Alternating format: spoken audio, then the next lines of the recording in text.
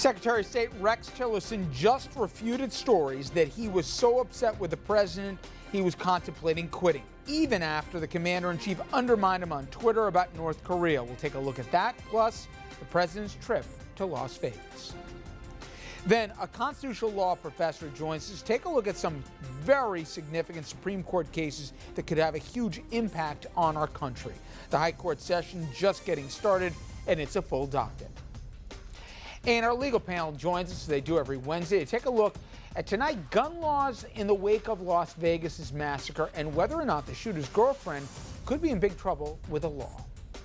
Good evening and welcome to RFL. I'm Richard French. A lot to get to the next 60 minutes, so let's begin. We'll get to our legal panel in just a moment, but we start tonight with President Trump, who for the second time in as many days was in consoler-in-chief mode.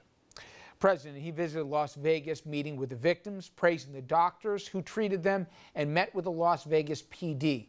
But he would not answer questions about gun policies and laws, and later he made some remarks. In the depths of horror, we will always find hope in the men and women who risk their lives for ours. The mass murder that took place on Sunday night fills America's heart with grief. The president also dealing with some criticism and disagreements with three of his top cabinet members. That includes Secretary of State Rex Tillerson, Defense Secretary Mike Mattis, and Budget Director Mick Mulvaney.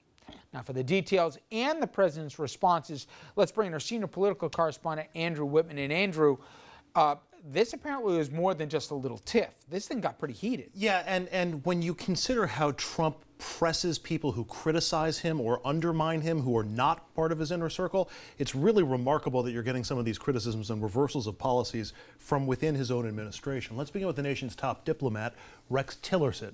There have been lots of reports that Tillerson is unhappy with President Trump, and the rumor mills were in overdrive this summer with hints that he might resign.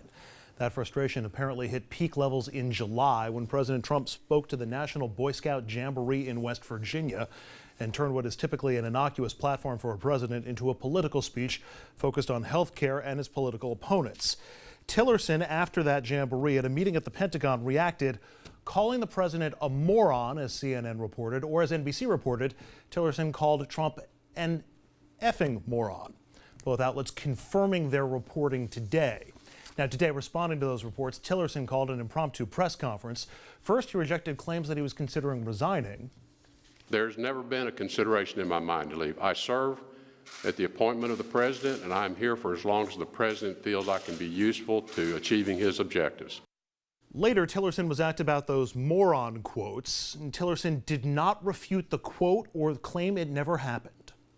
I'm not going to deal with petty stuff like that. I mean, this is what I don't understand about Washington. And yet President Trump took that non-denial denial as vindication, saying the stories had been totally refuted, even though they weren't. He called the reports fake news, even though there's no reason to believe they are. And he called for NBC to apologize, despite not having any reason to do so. And there was even more egg for the president's face today. This coming from Defense Secretary and retired General James Mattis, widely considered the adult in the Trump cabinet room.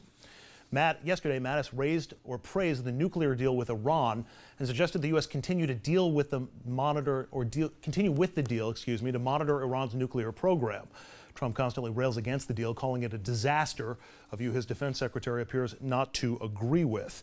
Completing the trifecta for the president, yesterday in Puerto Rico, Trump said he would wipe out the territory's $73 billion debt that has walloped their economy and has Wall Street demanding payment. It was the biggest single piece of assistance that Trump offered Puerto Rico yesterday. But today, Trump's budget director, Mick Mulvaney, said not so fast. Mulvaney saying Puerto Rico would have to, quote, figure out how to handle the debt, and suggested that people not take the president word for word on the issue. A stunning quote, Rich, from one of the president's inside cabinet members. And even some key Republican members of Congress today were saying, look, the Tillersons and the Mattises of this administration are the ones who are keeping it sane. That was Bob Corker, who's not exactly an out there. But get to some of the granular, Andrew, because apparently it got so heated at times that Pence, by some accounts, even General Kelly, have had to play peacemakers and literally keep people apart. I mean, he didn't want to get into the petty stuff or the infantile stuff, but it's getting like to face off on the blacktop in the schoolyard. Yeah, and there's, I mean, with the president not in the room, but you know, Vice President Pence was. So there is a lot of bickering and a lot of backfighting. We thought some of that palace intrigue would be eliminated when Steve Bannon left, and when some of the others who were earlier on in the administration had left. But that's pretty damning. And then to see the reversal from the reporting about how heated Tillerson was to him sort of falling on his sword today in a speech that was clearly aimed for only one person, Donald Trump,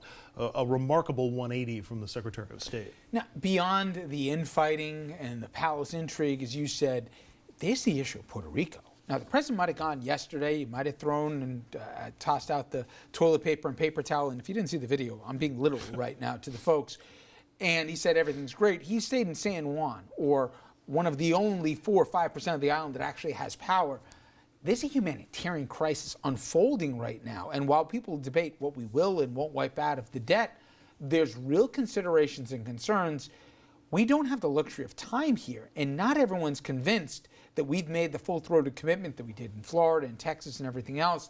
This problem's going to go from bad to worse. It absolutely is, and you know, the recovery effort needs as much focus as it can get right now in Puerto Rico. But that and the Mattis quote together.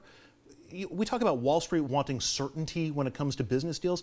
International relations and rebuilding efforts in Puerto Rico also need certainty. The people who are invested in these projects need to know what's going to happen. And this is just seemingly further proof that you can't trust what the president is saying, or at least nobody else in his administration seems to trust. Exhibit Z. All right, Andrew, thank you very much. And coming up next, everyone, Supreme Court has just started its fall term, and this a big one. We're going to take a look at pivotal cases on everything from the way we vote to the cell phones we use to the jobs we have.